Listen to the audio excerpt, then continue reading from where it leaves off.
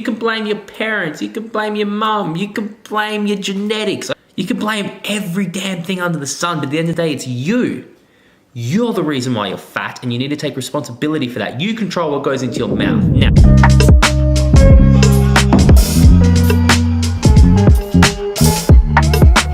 so I thought I would, I suppose just to start this one off, just share a little bit about my own journey. Now, growing up, I was fairly overweight.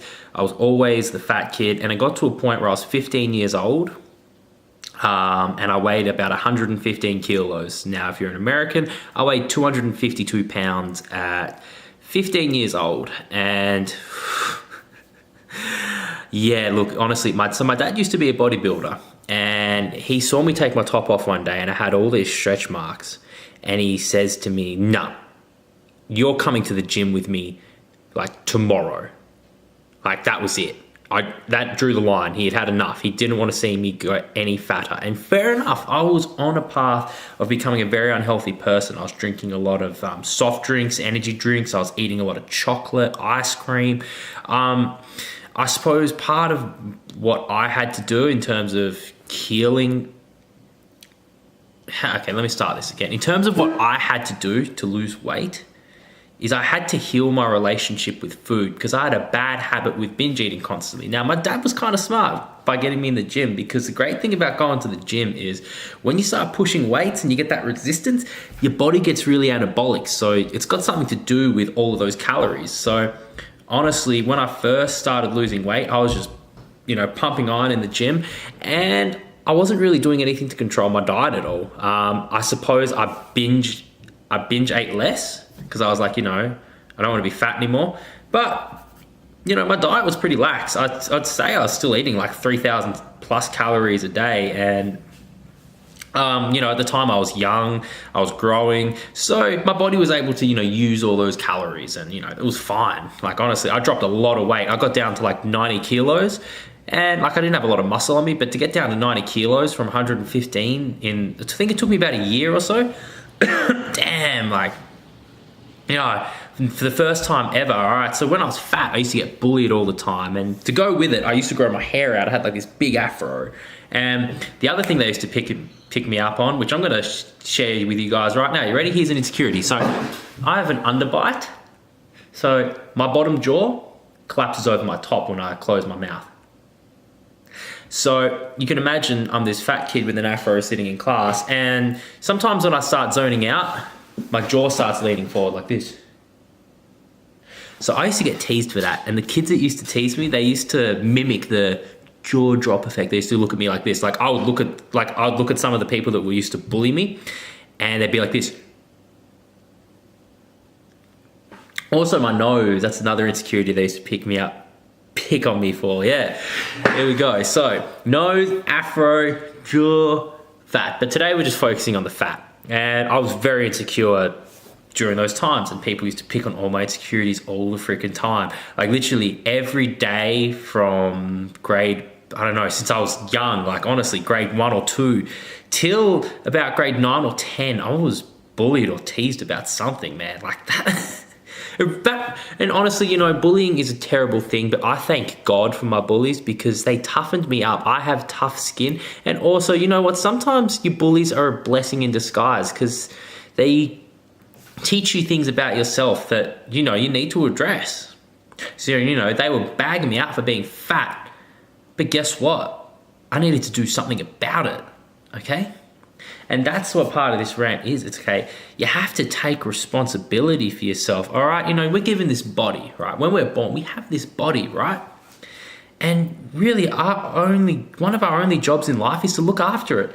And if you're overweight, that means you're not looking after yourself. Okay. If you're at a point where it's unhealthy, you're not looking after yourself. And there's only one way you're ever going to make change, and that is by taking responsibility. You can blame your parents, you can blame your mum, you can blame your genetics. Okay, I've got kind of crappy genetics. I'm very stubborn when it comes to weight loss. You can blame every damn thing under the sun, but at the end of the day, it's you. You're the reason why you're fat, and you need to take responsibility for that. You control what goes into your mouth. Now, maybe when you were younger, your parents used to feed you a bunch of junk food, okay? You cannot control that. And, maybe even still to this day, it's something that's very hard for you to control. But the reality of the situation is, if you're watching this video, right, that means you can do things for yourself because you're able to click on this YouTube video and sit down and watch it. That also tells me you can probably get up and go for a walk. That also tells me you can probably stop putting junk food in your mouth. Now, it's not that easy. It takes work. Everything takes work. But I promise you, as somebody who used to wake up every morning and binge eat different snacks, packets of chips, chocolates, ice cream. I used to binge eat whatever I could find. First thing in the morning too. If we're talking like 6 in the morning, I'm getting into a tub of ice cream, okay? If I can do it, you can do it too, okay? That's what you need to understand. Now, back to this weight loss story. Wow. So the funny thing was, right before my dad took me to the gym as well, and this adds a bit more of a wrinkle to the story, I saw bodybuilders on the TV, and I'd never seen a bodybuilder before. And just seeing these muscles and all this definition, I was like, whoa! Like, what is this? I went and grabbed my dad. I was like, Dad, what is this? This is crazy. My dad's like, I used to be a bodybuilder. It's like, because my dad, right, I grew up with my dad always having like a beer gut. He was always big. He always had like big arms and shoulders, but he always had like a beer gut. And I'm like, you ain't no bodybuilder, you just fat. And he's like, no, I was Miss New Zealand. I was like, well, yeah, anyways, my dad was Miss New Zealand at the age of 21, well, Mr. New Zealand Junior, but he had some impressive stats, man. Back then, his arms were like 17 inches. I think he had like a 49-inch chest and like a 30-inch waist. And that was at 21. That wasn't even him at his peak. I think at his peak, he had 19-inch arms as a natural, which that's pretty damn big. Anyways, the point of the story was, it got this idea in my head. It was like, could I ever be like that? And, my dad's like, all you have to do if you want to be like that is to just push weights and train really hard and eat a lot of food. And I was like, what? And I didn't believe him because he's trying to tell me, hey, you can do that. I'm sitting there looking at my fat stomach with all my stretch marks. I'm like, I ain't ever going to be no damn bodybuilder. Like, forget about it, man.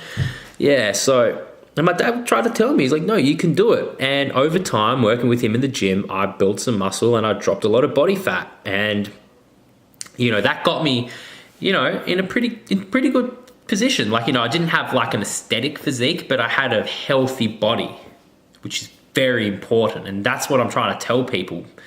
You need to get yourself to a point of good health. You understand all the disease that you're going to expose yourself to if you're obese and you decide to stay that way or don't do anything about it. And a lot of us try, okay? A lot of us try to do things about it, but we fail. We fall down, we slip, okay?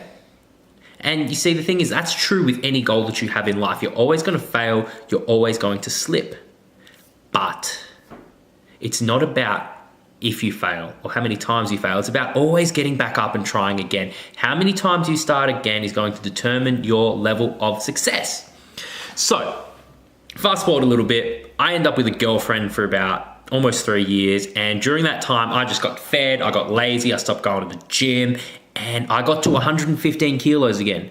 Now, this time I wasn't as fat because I had a bit of muscle, laying underneath it. But I still was back up to 115 kilos, 250 pounds. And it took me a year, yes, a year, just to get to a point where I was back to about around the 90 kilo mark, which is like, around the 200 pounds, whatever. It took me about a year of hard work, of grind, of dedication, of sweat, okay? These things take time. Okay, these things take time. I dropped about 50 pounds by the end of it all. And my body was finally in a shape where I was like, oh, I got some muscles, I can kind of see them. So I wanted to get myself shredded so I could build my body up and maybe see if I could try and compete in bodybuilding. Now, why do I want to do that? I've got so many other things on my plate. I'm trying to be a lawyer. I'm trying to be a podcaster. I'm making YouTube videos. I'm doing keto. Why do I want to be a bodybuilder? Now, I don't want to be a bodybuilder, but I want to do it. And here's the reason why I want to do it. And this is going to really be the conclusion of the video. The reason that I want to do this is because my younger self could never imagine having all these shredded muscles, having abs, having a six-pack, right? When you look down and you see a big fat stomach, like, you could never imagine ever seeing anything like that. So I feel like for me, I owe it to my younger self, okay? I have to prove to my younger self that I can make change in my life and that I can actually get myself to a point where I can actually have some of these things that at first seemed impossible. And yeah, what's up? The point of it is, from the outset as a young child, this seemed like something that was impossible, but now it's at a point now where, you know, it's a possibility, but I got to work hard for it, and that's what I'm doing at the moment. And that's what you have to do in terms of any goals, whether it be weight loss, fitness, you're trying to start a business, it don't matter. You just got to keep starting again, because the last 2 years, like, they've been quite stagnant, all right? I lost a lot of weight, and I haven't been able to get to this goal yet. And now I just have to keep trying harder and harder and starting again and not giving up. And that's really the lesson of today's video, is to not give up and to always keep starting again. But the first thing is, in order to make change, in order to make that initial change, you have to take responsibility for it. You have to take responsibility for yourself. You are fat and you are the reason why you are fat, okay? That is the truth. It's an uncomfortable truth, but once you accept that fact, then you can start making the work to change. All right, close this video out here. Hope you all enjoyed. If you've not checked out my podcast yet, Running from Comfort, check it out. We have a new episode dropping this weekend. If you came from the world of keto, I had Goody Beats on my podcast. Go check that one out. He was absolutely on fire. Don't forget to go check out my podcast by my man Milo from Sesame and Soul, who makes this beautiful coffee for me. And yeah, see you in the next.